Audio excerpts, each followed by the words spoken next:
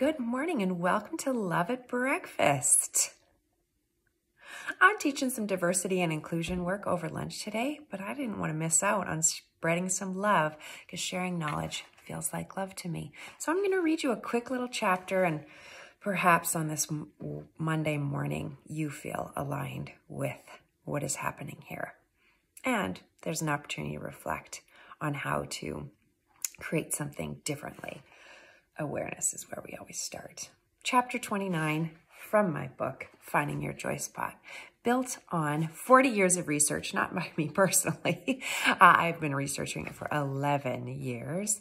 How is it that we can create more joy and fulfillment? And this is positive psychology based on the science of flourishing. So today, it's called Squirrels at a Rave. I do not have ducks and they are not in a row. I have squirrels and they are at a rave. I saw that saying and I literally burst out laughing. LBOL. That describes my brain and sadly my actions at times. I know I have a hard time sticking to one task. Maybe I'm normal. Maybe I do actually have serious issues. I'm mildly concerned that I've damaged my brain from having too many balls in the air for a wee bit too long, or from my brother sticking a large can over my head and hitting it with a hammer when I was 4. As a last result, I can blame it on my brain tumors. I've got 4 of those, which is a card I can pull and nobody messes with it. Anyways, see, even there I got distracted. So many options and directions to be pulled in. I hate feeling scattered, and I even taught classes on productivity, but we all fall off the wagon. So lately I have been trying to observe where I get off track.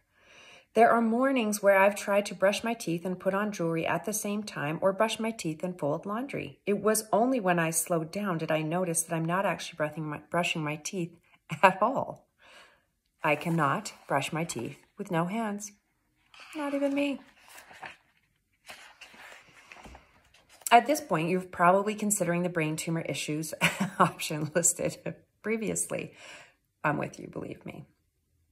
I will start putting on makeup and decide to get dressed midway, only to tidy a few things in my closet while I'm half naked, and then go put on earrings, answer an email, do my hair, put on a bracelet, go to my office, pull out client files for the day, realize I'm half naked, have half my makeup on, and when I pass a mirror, put on a water for tea, go back, complete my makeup, go to my office, have a client call, and get my day going.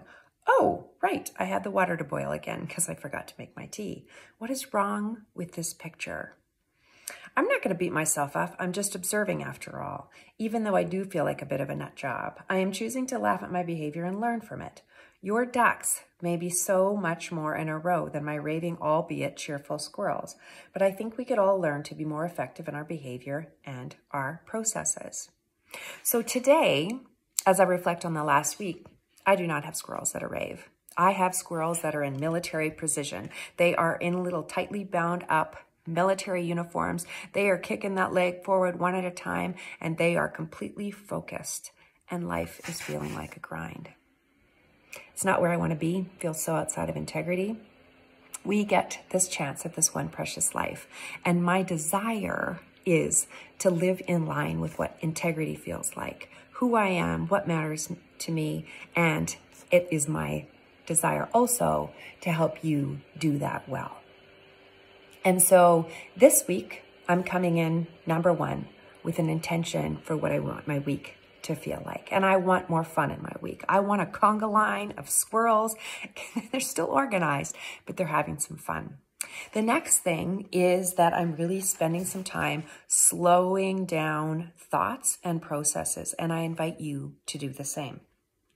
And gently observing myself. Because the thing is, when we get off track, oftentimes we start to be our own whipping person.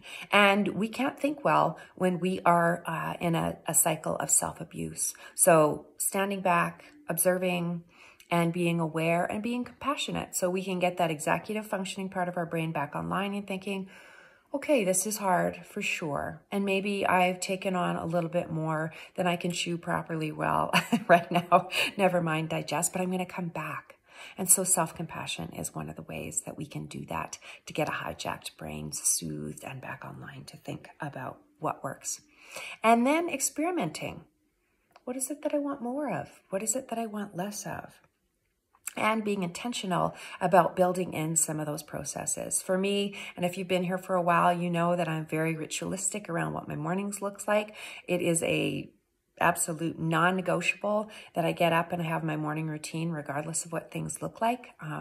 And in turn, I have a bedtime or an evening ritual that supports that. I still want to get lots of sleep, even though I get up early in the morning. I want to be able to make sure I'm moving every morning as well. And I have time before bed to spend time with my love and also some time reading and without screens. So thinking about what are those non-negotiable pieces in your life that you're not willing to live without. No tolerance there when those things fall off of that wagon. And if needed, getting some help. And so talking it out with my partner has come up in the past with my coach. And so thinking what help it is that you need and what support it is that you need in order to do things well. Does that mean asking for help, hiring something else out, getting some more support and being aware? So my beloved friends, wherever your squirrels are, your ducks are, your elephants, or your lions, my hope is that you can take the time to slow down and be intentional around what it is that would create a week, a day, an hour that would help you flourish. You, my beloveds, are here for a reason that only you can fulfill. And the only way we can do that well is by being intentional about how we live our lives.